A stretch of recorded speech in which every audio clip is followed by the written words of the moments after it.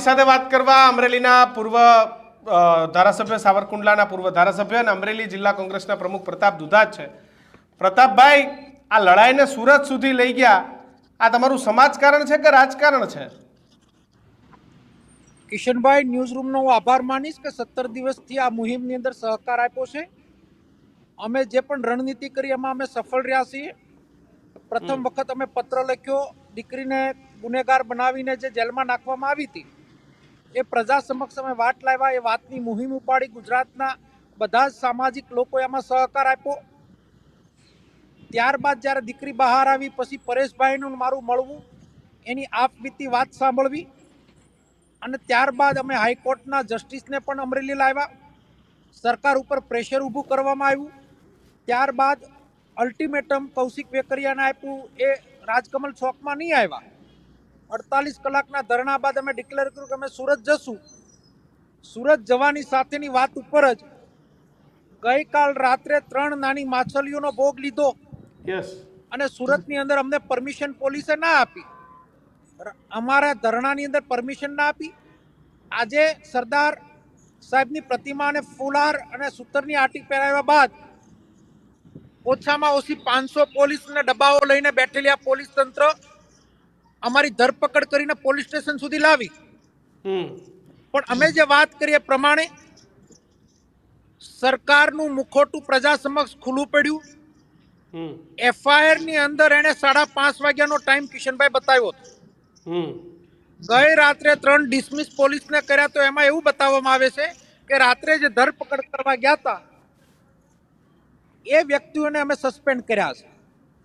તો તમારા news room મારફત પૂછવા માંગુ છું અને ગુજરાતની જનતાને જણાવવા માંગુ છું કે એફઆઈઆર ની અંદર સાંજના 5 વાગ્યાનો એફઆઈઆર બતાવે છે. આગલી રાત્રે 12 વાગે દીકરીને લાવ્યા, તો એ દીકરીને રાખી ક્યાં? આ મોટો પ્રશ્નાર્થ છે. કોણ એની નજર હેઠળ રાખી? કોના કહેવાથી રાખી? કયા અધિકારીના કહેવાથી આ લોકો લેવા ગયા? કયા પીએસઆઈ પીઆઈના કહેવાથી લેવા ગયા? કયા રાજનેતાના કહેવાથી લેવા ગયા? ન્યૂઝ રૂમ મારફત અમે સરકાર સમક્ષ જે મુદ્દા ઉપસ્થિત કર્યા છે કે ટોટલ પોલીસની ફોન અને કૌશિકભાઈ વેકરિયાના ફોન અને અન્ય એના સાગરીત 4 જણના ફોન, એ બધા જ ફોનના રેકોર્ડ હાથ ઉપર લેવામાં આવે. બધા જ પોલીસ સ્ટેશનના સીસીટીવી કેમેરા, અમરેલી જિલ્લાના સીસીટીવી કેમેરા જ્યારથી દીકરીને ધરપકડ કરી ત્યારથી પ્રજા સમક્ષ મૂકવામાં આવે. જે લેટરકાંડ ખોટો પત્રનો ઉલ્લેખ કરી અને પોતે જજ ખાટવા નીકળ્યા હતા એનું મુખોટું પ્રજા સમક્ષ આવી ગયું છે. આમાં ખીચડી રંધાણી છે. આની અંદર પાપ ચાપરે સડીને પોકારી રહ્યું છે. રેતીના હપ્તાઓ, દારૂના હપ્તાઓ, ક્લબોના હપ્તાઓ એ સાબિતી આપી રહ્યું છે. 3 નાની માછલીઓ, નાના કોન્સ્ટેબલને સસ્પેન્ડ કર્યા, પણ કયા પોલીસ મારફત હપ્તો લેવામાં આવતો હતો? જે પત્રમાં ઉલ્લેખ થયો છે હાચો છે, લેટર પણ હાચો છે, એની એફએસએલ થવી જોઈએ. આ પણ અમારી એક માંગ ઊભી છે. પ્રતાપભાઈ, આજે સુરતમાં તમારો કાર્યક્રમ હતો, શું પરિસ્થિતિ? સુરતની અંદર દુનિયાની પોલીસ ખડકી દેવામાં આવી હતી, લોકોને ભયભીત કરવામાં આવ્યા હતા અને ધરપકડો કરીને પોલીસ સ્ટેશન લઈ જવાનો દોર ચાલુ હતો. હજુ એ પણ પ્રવાહ એટલા માટે ચાલુ છે કે બપોરે 1 વાગે ફરી વખત યુવાનો જવાના, એવું સોશિયલ મીડિયામાં મેં જોયું. અમને અત્યારે હજીરા પોલીસ સ્ટેશન, અમારી સવાર પડતા જ અમને પોલીસ સ્ટેશને માનગઢ ચોકમાં પહોંચતાની સાથે જ દબોચી લીધા છે અને અમને અહીંયા પોલીસ સ્ટેશન અત્યારે મૂકેલા છે. પરેશ ધાનાણી ક્યાં છે? તમારી સાથે હતા? એ પોલીસ સ્ટેશનની અંદર બેઠા છે. તો તમને ઉપાડવાનું શું કારણ, ત્યાંથી ઉઠાવવાનું કારણ? મંજૂરી વગર ધરણા કરવા ગયા હતા એટલે? મંજૂરી વગર ધરણા ગયા હતા ને એ જગ્યા ઉપર ભારતીય જનતા પાર્ટીના બધા જ કાર્યક્રમો થાય, સાધુ સંતોના કાર્યક્રમ થાય, પણ પ્રજાનો અવાજ ઉપાડવા માટે અંગ્રેજોની પેટર્નથી હાલતી આ સરકાર, અંગ્રેજો પણ પોલીસને આગળ કરતી હતી અને ભાજપ પણ પોલીસને આગળ કરી અને પોલીસના નેજા હેઠળ રાજકારણ કરી રહ્યા છે. ત્યારે આ લડાઈ પોલીસની સામેની નથી, પણ પોલીસની ખાખી વર્દી પહેરી અને જે ગુંડા તત્વ કરી રહ્યા એની સામેની લડાઈ છે. અને આ લડાઈની અંદર બધા જ મોરચે અમારી લડાઈ ચાલુ રહેવાની છે. તમને આજે તો ત્યાં કાર્યક્રમ કરવા ન દીધો પ્રતાપ દુધાત, હવે શું રણનીતિ? કારણ કે ભાવનગર અને અમરેલીનો રસ્તો તો વાયા સુરતથી જ નીકળે છે, ધારાસભ્ય હોય કે સંસદ સભ્ય હોય. એમાં તમે આવી ગયા જ્યારે ધારાસભ્ય હતા ત્યારે. આગલી રણનીતિની અંદર મહિલાઓની મારફત ગઈકાલે પણ પત્ર વ્યવહાર પીએમ સાથે થયો.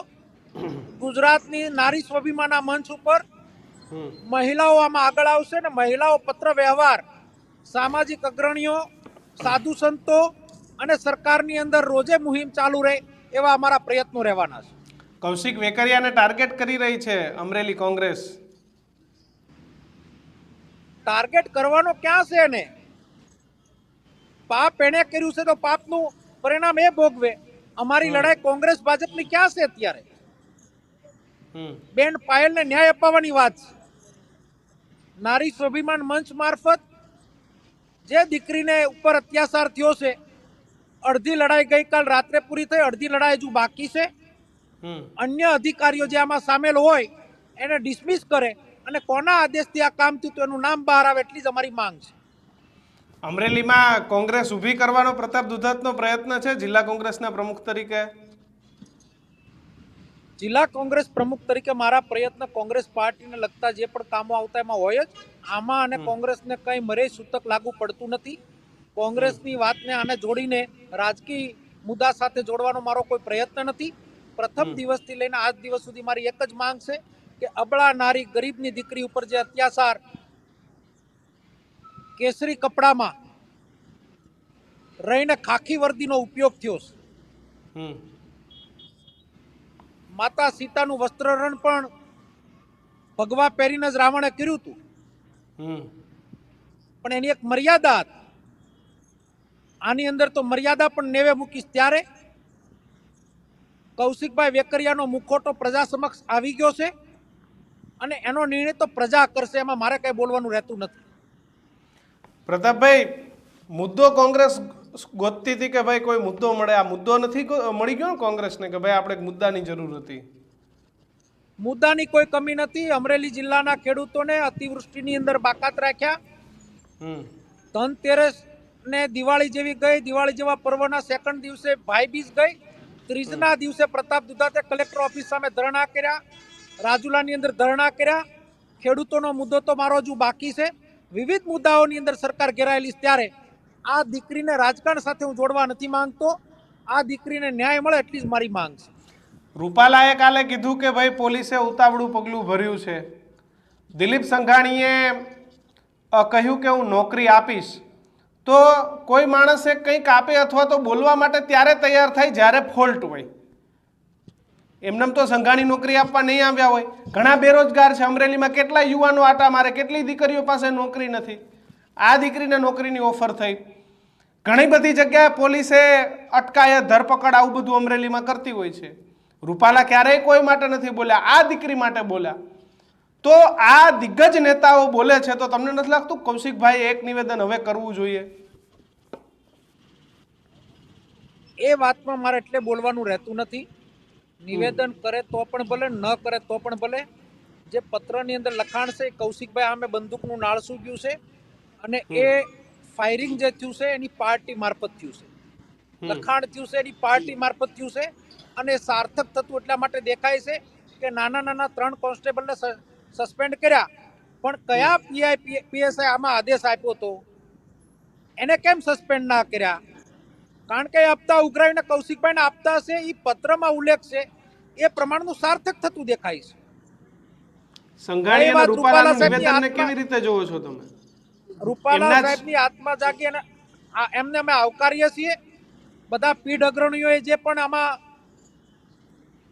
પોઝિટિવ વાત મૂકી છે એનો મતલબ એમ થયો છે કે કઈ ને કઈ ભૂલ પડી છે, તો એ ભૂલની સજા થાય એના માટે આજે જ અમારા જેનીબેન અને અમારા ધારાશાસ્ત્રી પોલીસના મુખ્ય વડાને મળવા જવાના છે બપોરે 2 વાગે.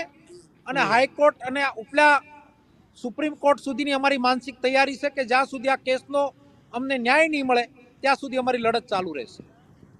બિલકુલ પ્રતાપ દુધાત, ખૂબ ખૂબ આભાર અમારી સાથે જોડાવા બદલ.